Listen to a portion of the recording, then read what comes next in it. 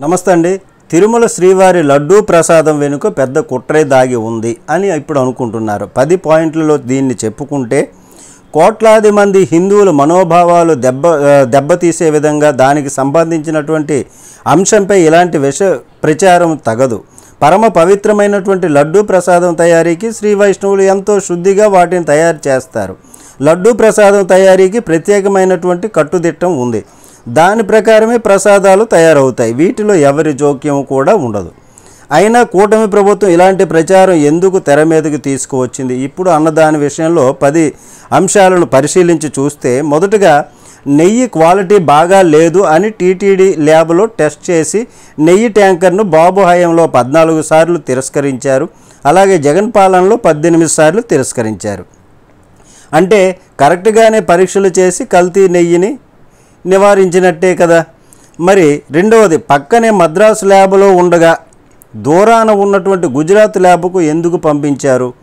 మరి 2015 సెప్టెంబర్లో చంద్రబాబు నాయుడు గారు సీఎంగా ఉన్నప్పుడు కర్ణాటక నందిని మిల్క్ వాళ్ళు నెయ్యి కేజీకి 326 రూపాయలు కోట్ చేస్తే, మహారాష్ట్రకు చెందినటువంటి గోవింద్ మిల్క్ వాళ్ళు నెయ్యి 276 రూపాయలు కోట్ చేశారని వాళ్లకు కాంట్రాక్టు ఇచ్చారు.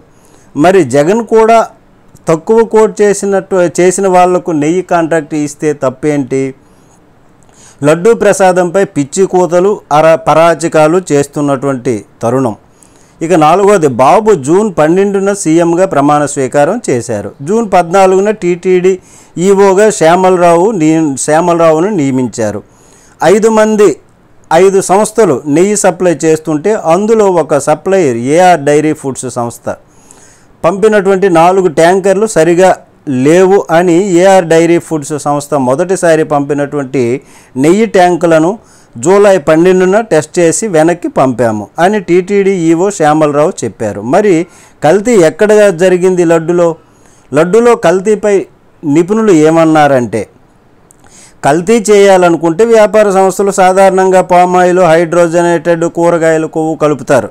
అంతేగాని జంతువుల కొవ్వును కలపరు. ఎందుకంటే జంతువుల కొవ్వు కలిపితే వ్యయం ఎక్కువ అవుతుంది, పెరిగిపోతుంది. వారికి లాభం ఉండదు. తక్కువ వ్యయంతో ఎక్కువ లాభం పొందేందుకు ఎవరైనా కల్తీ చేస్తారు, కానీ తయారీ వ్యయం పెంచుకునేందుకు ఎవరు కల్తీ చేయరు కదా అని నేహా దీపక్ష ఆహార శాస్త్రవేత్త చెప్పుకొచ్చారు.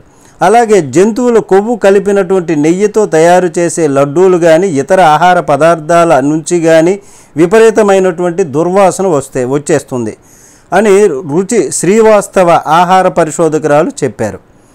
ఇక జూలై 23న ల్యాబ్ నివేదిక వస్తే దాచిపెట్టి 100 రోజుల పాలనలో ప్రభుత్వం వ్యతిరేకత బాగా పెరిగిందని, సూపర్ 6 లేకపోవడం, వరద వైఫల్యము, స్టీల్ ప్లాంట్ ప్రైవేటీకరణ, మెడికల్ కాలేజీలు ప్రైవేటీకరణ, దాని నుంచి డైవర్ట్ చేయడానికి ఇప్పుడు బయటపెట్టి హిందువుల మనోభావాలు అంటూ రెచ్చగొడుతున్నాడు బాబు.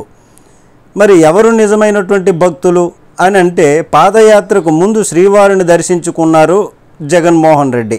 పాదయాత్ర ముగిశాక జగన్ కాలినడకన వెళ్ళి శ్రీవారిని దర్శించుకున్నారు. జగన్ మంచి భక్తుడని తిరుమలలో వేకువజామునే 2 గంటల 30 నిమిషములకు లేచి నిష్ఠ ప్రతిష్టలతో పూజలు చేశాడని బీజేపీ ఎంపీ సుబ్రహ్మణ్య స్వామి కితాబిచ్చారు.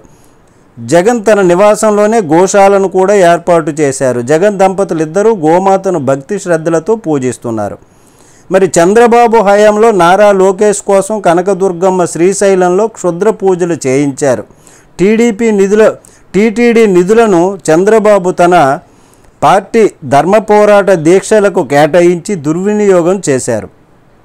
తిరుపతిలో 1000 కాళ్ళ మండపం కూల్చారు. విజయవాడలో కృష్ణా పుష్కరాల పేరుతో 40 గుడులు కూల్చారు. కానీ జగన్ సీఎం అయ్యాక 7 గుడులను పునర్నిర్మించారు. టీటీడీ చైర్మన్గా ఉన్న వైవి సుబ్బారెడ్డి పరమ భక్తుడు. 45 సార్లు అయ్యప్ప మాల వేసుకున్నారు. ఆయన ఇంట్లో గోశాల కూడా ఉంది. నిత్యము గోపూజ చేయందే ఇంట్లో నుంచి అడుగు బయట పెట్టరు. వైఎస్ రాజశేఖర్ రెడ్డి 2004-2009 సీఎంగా ఉన్నప్పుడు టీటీడీ చైర్మన్ భూమన కరుణాకర్ రెడ్డి ఆధ్వర్యంలో శ్రీ వెంకటేశ్వర భక్తి ఛానల్ SVBC ప్రారంభించారు ఆయన. లడ్డూ వివాదం వెనుక హెరిటేజ్కు లాభాలు తేవాలనేటటువంటి కుట్ర ఉందేమో అని తృణమూల్ ఎంపీ సాకేత్ గోఖలే అనుమానం వ్యక్తం చేశారు. లడ్డూ వివాదంలో నిజాలు నిగ్గు తేల్చాలని ప్రధానికి వైఎస్ జగన్ ఒక 8 పేజీల లేఖను రాయడం జరిగింది. దీనికి సంబంధించి సిబిఐ లేదంటే సిట్టింగ్ జడ్జితో బాబు ఆరోపణలపైన విచారణ చేయించాలని, లడ్డూ ఆరోపణలపై ప్రధాని కూడా స్పందించాలి అని టీటీడీ మాజీ చైర్మన్ భూమన కరుణాకర్ రెడ్డి వ్యాఖ్యానించారు, తెలియజేశారు. తిరుపతి లడ్డూపై జరుగుతున్నటువంటి తప్పుడు ప్రచారంపై గురించి విచారణ జరపాలని హైకోర్టులో వైవి సుబ్బారెడ్డి పిటిషన్ దాఖలు చేశారు. ఏపీలో 85% పైగా హిందువులు ఉన్నారు. మరి హిందువుల మనోభావాలు దెబ్బతినేటటువంటి విధంగా బుర్ర ఉన్నటువంటి వాళ్ళు ఎవరైనా చేస్తారా? కాబట్టి లడ్డూ వివాదం వెనుక కుట్ర ఉంది అనేది తేలిపోతుందిగా అని ఇప్పుడు అనుకుంటున్నటువంటి విషయం. దీనిపైన మీ కామెంట్ తెలియచేయండి. నమస్తే.